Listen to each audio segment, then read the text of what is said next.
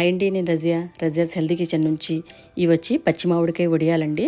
చాలా టేస్టీగా ఉంటాయి. స్టవ్ మీద కుక్ చేసే పని లేకుండా, మనకి షుగర్ అవసరం కూడా లేకుండా చాలా చక్కగా హెల్తీగా మనం బెల్లంతో చేసుకుంటామండి. తినే కొద్దీ తినాలనిపించే టేస్ట్తో పుల్లగా తీయగా చాలా బాగుంటాయి. ఇలా మనం చేసి పెట్టుకుంటే 1 year వరకు కూడా ఇలానే ఉంటాయండి. అసలు పడవు. టేస్ట్ మాత్రం చాలా బాగుంటుంది. తినే కొద్దీ ఇంకా తినాలి అనిపించే టేస్ట్తో చాలా బాగుంటుంది. ఇలా దీనికోసం మనం కొన్ని మామిడికాయలు తీసుకుందాము. దీంట్లో మామిడికాయల కంటూ లెక్కలేదండి. మనం తురిమిన తర్వాత దాన్ని మెజర్ చేసుకొని తీసుకుంటే సరిపోతుంది. ఇలా నేనైతే 5 మామిడికాయలు తీసుకున్నాను. దీంతో మనకి వచ్చే బౌల్లో ఎంత అయిందో దాన్ని బట్టి బెల్లం తీసుకోవాల్సి ఉంటుంది. సో దీంట్లో పక్క కొలతలని అలా ఏమీ అవసరం లేదండి. చాలా సింపుల్గా మనము వడియాలని పెట్టుకోవచ్చండి. చాలా బాగుంటాయి. సో ఇలా ముందు మామిడికాయలన్నీ ఇలా మొత్తం అంతా చెక్కేసుకొని వీటిని ఇప్పుడు మనం క్యారెట్ తురుముకొని దాంతో సింపుల్గా ఇలా అంతా కూడా తురుము తీసుకోవడం. ఇదే కొంచెం మనకి ఈ స్టేజ్లో కొంచెం పని ఉంటుందండి. జస్ట్ ఇలా మనం సింపుల్గా తురిమి తీసేసుకుంటే చాలా ఈజీగా పెట్టేసుకోవచ్చు వడియాలు. ఇలా సన్నగా ఇలా తురిమి పక్కన పెట్టేసుకుందాము. ఇలా టెంక నుంచి అసలు గుంజు కూడా ఏమీ లేకుండా కంప్లీట్గా నేనైతే ఇలా మొత్తం చెక్కేసానండి. నైఫ్తో కూడా మనం ఏమన్నా గుంజున్నా దీని నుంచి తీసేసుకోవచ్చు. సో ఇప్పుడు దీన్ని మనము మొత్తం అంతా కూడా ఇలా తురిమి పక్కన పెట్టుకుందాము. ఇప్పుడు నేను దీన్ని మెజర్ చేసి చూపిస్తానండి మీకు.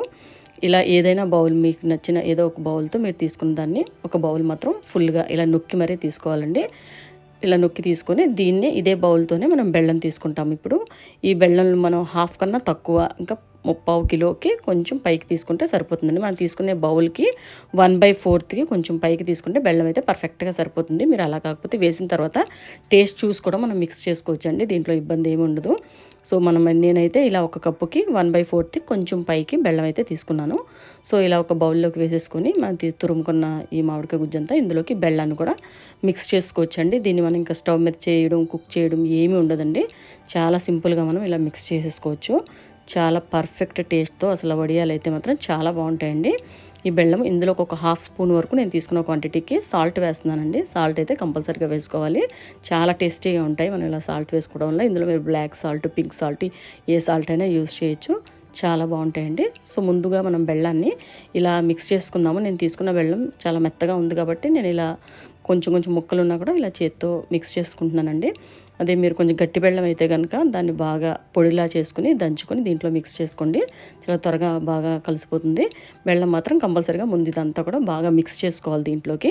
సో ఇలా మిక్స్ చేసిన తర్వాత ఇప్పుడు ఇందులోకి మనము కొన్ని పచ్చిమిర్చి తీసుకుందామండి. మనం తీసుకునే క్వాంటిటీని బట్టి తీసుకోండి. నేను తీసుకున్న ఈ 5 మామిడికాయలకి 1 కప్పు గుజ్జికి జస్ట్ 8 వరకే పచ్చిమిర్చి తీసుకున్నాను. మరి ఎక్కువ తీసుకున్నా కూడా ఘాటు ఎక్కువ అయిపోతుందండి.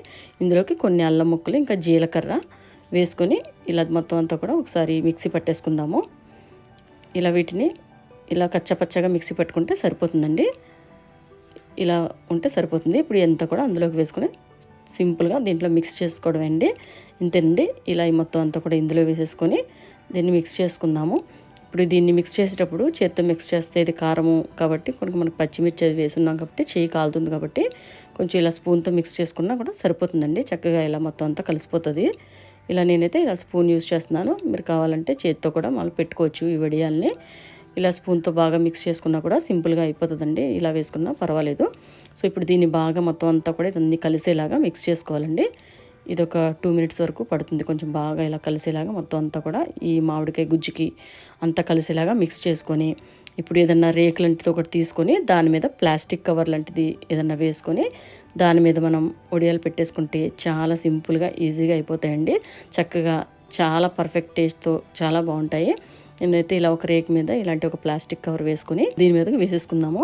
ఇలా రేకు లాంటి మీద వేస్తే మనకి తీయడానికి, మూవ్ చేయడానికి, వాటిని ఎండబెట్టేటప్పుడు ఈజీగా ఉంటుందండి. సో ఇలా సింపుల్గా మరీ పల్చగా కాకుండా అలానే దలసరిగా కాకుండా మీడియంగా వేసుకుంటే తీసుకునేటప్పుడు కూడా చాలా ఈజీగా ఉంటాయి. మనం తినేటప్పుడు కూడా చాలా పర్ఫెక్ట్ కన్సిస్టెన్సీతో చాలా టేస్టీగా ఉంటాయండి. ఇలా ఒక్కొక్కటిగా మొత్తం అన్నీ కూడా ఈ రేకు మీద వేసుకుందాము. చాలా సింపుల్గా, అసలు ఇబ్బందే ఉండదండి. ఎండ గట్టిగా ఉంటే మనకి 3 రోజుల్లోనే చాలా ఈజీగా ఎండిపోతాయి. అదే కొంచెం ఎండ తక్కువ ఉంటే 4-5 రోజులు పడుతుంది. జస్ట్ అలా ఎండబెట్టేసుకొని మనం ఒక 8 డబ్బాలో వేసి పెట్టేసుకుంటే ఇయర్ వరకు కూడా అస్సలు పాడవండి. టేస్ట్ అయితే చాలా బాగుంటుంది. మనం తక్కువగాని పెట్టుకుంటే కనుక వడియాలు ఒక 2 months అలా సరిపడేలా అయితే బయటే పెట్టేసుకోవచ్చండి. అలా కాకుండా మనం ఎక్కువ క్వాంటిటీతో చేసుకుంటే 2 months తర్వాత మనం ఫ్రిడ్జ్లో పెట్టేసుకుంటే చాలా, ఇంకా వాటి గురించి ఆలోచించక్కర్లేదండి. చాలా టేస్టీగా ఉంటాయి. రోజుకి ఇలా ఒకటి తీసుకున్నా కూడా మనకి పర్ఫెక్ట్గా సి విటమిన్ చక్కగా అందుతుందండి. టేస్ట్ కూడా చాలా బాగుంటుంది. మనం వేసింది పచ్చిమిర్చితో చేసుకున్నాం కాబట్టి పుల్లగా జీలకర్ర టేస్టు తగులుతూ చాలా బాగుంటాయండి. అదే మీరు ఆ పచ్చిమిర్చి టేస్ట్లో కావాలంటే కారం కూడా వేసుకొని చేసుకోవచ్చండి. అలా కారం వేసి చేసినా కూడా చాలా బాగుంటాయి, చాలా పర్ఫెక్ట్ టేస్ట్తో ఉంటాయి.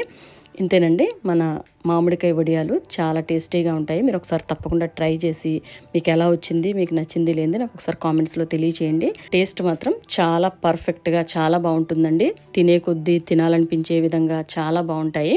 ఇది మనం బెల్లంతో చేసుకున్నాం కాబట్టి బెల్లం అనేది మన ఆరోగ్యానికి చాలా మంచిది.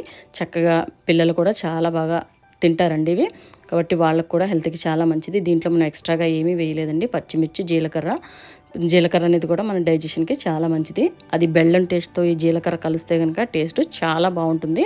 తప్పకుండా మీరు ఒకసారి ఇలా ట్రై చేసి మీకు ఎలా వచ్చింది అనేది నాకు ఒకసారి కామెంట్స్లో తెలియచేయండి. మీకు నచ్చింది లేనిది కూడా నాకు ఒకసారి కామెంట్స్లో తెలియచేయండి. ఇంతేనండి, ఈ వీడియో కానీ మీకు నచ్చినట్లయితే లైక్ చేయండి, మీ ఫ్రెండ్స్కి ఫ్యామిలీ మెంబర్స్కి షేర్ చేయండి. ఛానల్ని సబ్స్క్రైబ్ చేసుకోండి. ఛానల్ని సబ్స్క్రైబ్ చేసుకొని బెల్ ఐకాన్ని క్లిక్ చేస్తే నేను ఏ వీడియో పెట్టినా కూడా మీ ఫోన్కి నేరుగా నోటిఫికేషన్ వచ్చేస్తుందండి. ఇంతేనండి, నేను ఇలాంటి వీడియోస్ ఇంకా చేస్తూ ఉంటాను. నెక్స్ట్ వీడియోలో మళ్ళీ కలుసుకుందామండి. Thanks for watching.